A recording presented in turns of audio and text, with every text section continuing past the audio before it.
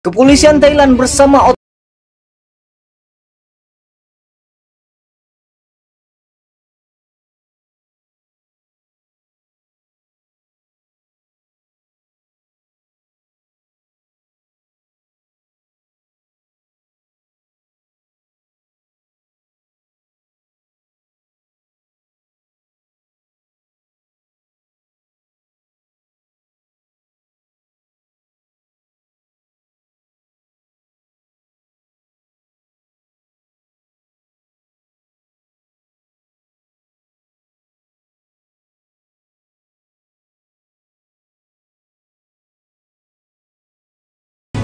video pertama Pangeran Grey setelah sekian lama ndak bikin konten. Banyak yang bertanya-tanya, Pangeran Grey di mana? Pangeran Grey bantu jawab, apa kabar? So hilang, so ndak pernah bikin konten. Masih sehat? Apa sudah diculik mafia Kamboja? Jawaban saya tidak, saya masih sehat dan saya masih ada di dunia ini. Nah, langsung aja. Kenapa saya buat video ini? Karena saya melihat baru-baru ini sesuatu yang terjadi di Sulawesi Utara. Perempuan bernama Natasha Anto dan laki-laki bernama Jovan Ratak. Pertama-tama saya mengucapkan turut berduka cita kepada Natasha Anto yang meninggal dunia di Kamboja. Kepada keluarga saya mengucapkan turut berduka cita. Kita turut berduka cita nih. Dan saat ini jenazah almarhumah masih tertahan di Kamboja karena masalah administrasi keuangan. Sebenarnya kalau dari berita yang saya baca, keluarga sudah mendapatkan uang untuk memulangkan jenazah dari hasil donasi. Nah, hasil donasi ini diberikan kepada Jovan Ratak, sang pacar. Menurut pengakuan sang ayah, setelah beliau memberikan uang, sang pacar ini Jovan menghilang. Kemana ngana bro? Coba kalau memang seandainya apa yang disampaikan oleh sang ayah itu tidak betul, klarifikasi. Sebenarnya seperti apa kejadiannya. Tapi kalau seandainya apa yang disampaikan oleh sang ayah itu betul adanya, bro tolong. Itu kan manusia, mesti kasih pulang. Toh, ngana mesti urus. Jadi singkat cerita bro, kita begini. Kita mau cerita satu hal. Beberapa waktu lalu juga kita sempat dipercaya satu keluarga yang ingin mengurus kepulangan jenazah dari negara lain lah. Tapi jujur bro, saat itu kita memulangkan uangnya. Uangnya sempat ditransfer ke kita, tapi kita kasih pulang. Karena sesuatu yang bikin kita nggak jadi berangkat ke sana, jadi kita kasih pulang tuh doi. Kematian WNI di Kamboja melonjak 75%, berbanding lurus dengan kasus online scam. Kedutaan Besar RI di Phnom Penh mengungkapkan, angka kematian warga negara Indonesia di Kamboja melonjak 75% dalam periode 3 bulan terakhir dibandingkan dengan tahun sebelumnya. Dubes RI untuk Kamboja Santo Darmo Sumarto menyatakan, kasus kematian ini berkorelasi dengan tingginya jumlah WNI di Kamboja yang bekerja dalam kegiatan penipuan online atau online scam. Nampaknya walaupun sudah ada himbauan pemerintah, walaupun pemberitaan di media cukup masif, dan kasus sering viral di sosial media, ternyata masih banyak WNI yang terbuai dengan tawaran pekerjaan yang menyesatkan, yang janjikan gaji tinggi, kerjaan mudah, fasilitas enak, dan persyaratan yang minim, ujarnya dalam keterangan pers.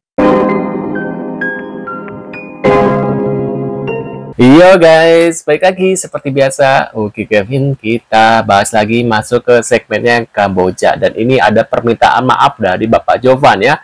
Buat kalian yang pengen tahu siapa tuh Bapak Jovan dan siapa tuh Jovan. Jovan itu adalah pelaku yang katanya ya, aku dengar dari videonya Miss Yuni ya, yang membawa kabur uang jenazahnya dari Natasha guys ya. Natasha adalah korban TKI di Kamboja guys.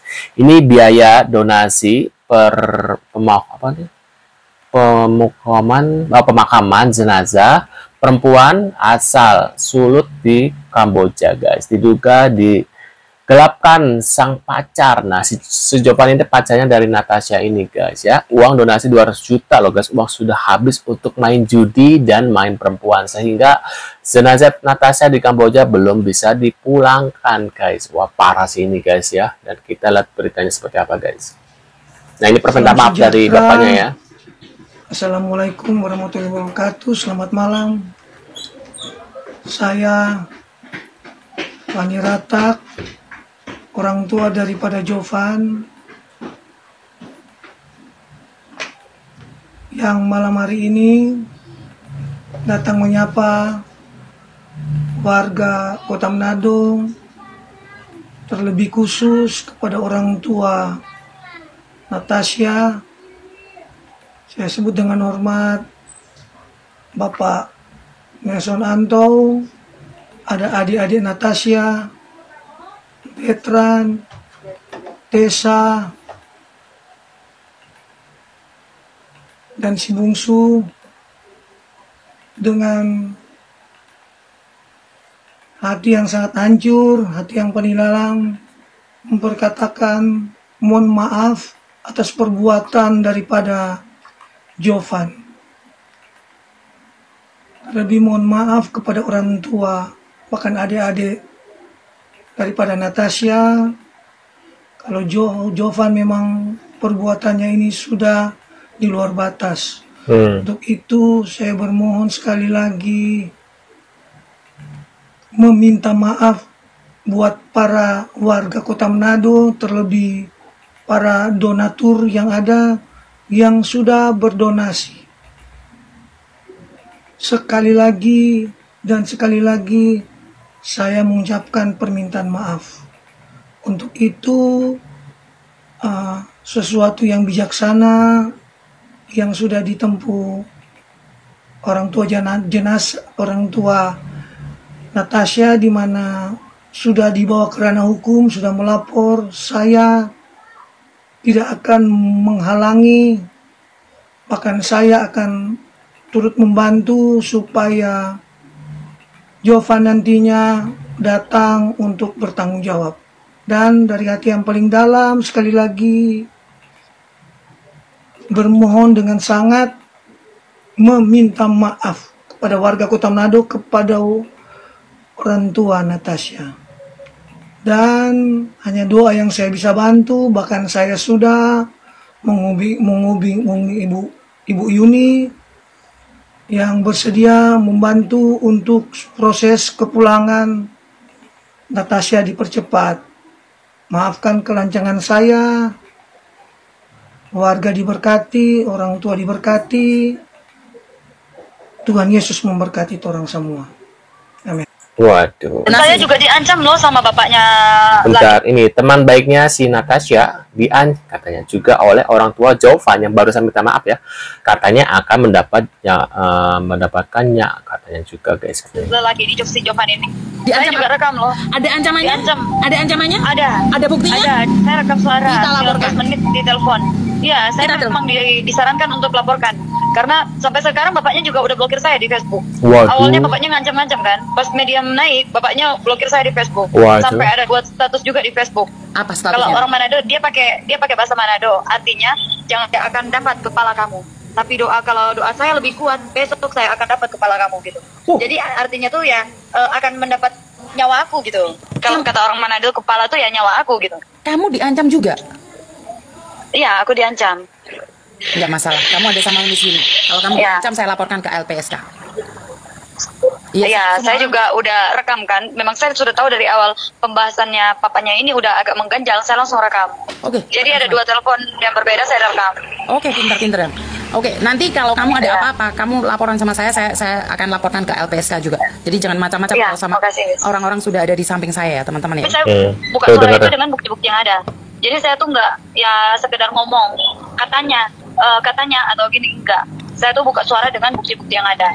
Sedangkan pacarnya ini sebelum dia menarik pesan-pesannya dia di akun di Messenger, saya udah screenshot duluan. Saya udah pegang duluan. Awal cerita dari jenazah ini meninggal tanggal 10 April, saya udah buka donasi juga di tanggal 10 April. Dan di tanggal 11 April dia sudah update bahwa uang sudah ada 27 juta. Di tanggal 14 April uang sudah ada hampir 70 juta. Saya akan take attention, dan jika kalian bersedia ke kemana, ke Jakarta, hubungi saya. Saya akan memberikan tiket buat kalian. Kapan kalian siap? Paham ya? Ya paham. Terima kasih ya, Messi. Waduh guys, ini orang apa ya? Nggak takut kena apa gitu ya? Mengambil uang jenazah ya yang harusnya untuk dipulangkan, tapi itu dari bulan April mungkin sudah jadi tulang atau gimana ya pas ini ya, atau mungkin di alam sih. Nah, menurut pendapat kalian gimana nih setelah melihat ini guys beritanya ya? Buat kalian ya, ini kan dia Natasha ini kan pacarnya. Nah, katanya dengar-dengar kabar, nah si Natasha ini dibawa ke Kamboja itu karena si pacarnya ini ya, ibarat kata kayak ditumbalkan lah gitu, ditipu ya, bilangnya kerja di Kamboja tuh gimana gimana, dan ternyata di sana dia kerja di mana, di scammer gitu guys. Dan makanya ya seperti ini ya. Wah, buat kalian nih berhati-hati, entah pacar, entah saudara, atau entah tetangga gitu, atau entah kalian ketika mencari pekerjaan secara di sosial media, kalian harus cermat, apalagi dengan apa ya, iming-iming gaji besar ya, tapi kerjanya nyantai, itu harus kita patut curigai. Jangan-jangan bukannya berpikir negatif ya, cuma zaman sekarang itu serba harus berhati-hati karena mencari uang tuh susah banget guys ya. Kadang temen makan temen gitu ya, temen bisa makan kita karena ya untuk ya gitu guys ya. Ini kan pacar ya, jadi ya sekarang ya ini jadi pelajaran kita semua tentang kasusnya Natasha ini, untuk berhati-hati dalam mencari pekerjaan ataupun apapun itu ya. Menurut pendapat kalian gimana setelah melihat beberapa infonya dari Kamboja ini guys? Dan katanya pelakunya juga ya sama-sama orang Indonesia juga ya. Duh, pusing juga ya melihat ini ya. Mudah-mudahan untuk kalian yang masih pengen ngeyel ke Kamboja gitu ya, berpikir ulang aja gitu ya. Tapi kalau sudah siap untuk berpindah alam ya silakan, mangga ya. Sekian dulu guys videonya, sampai jumpa di video selanjutnya. Saya selalu buat kalian ya. See you guys.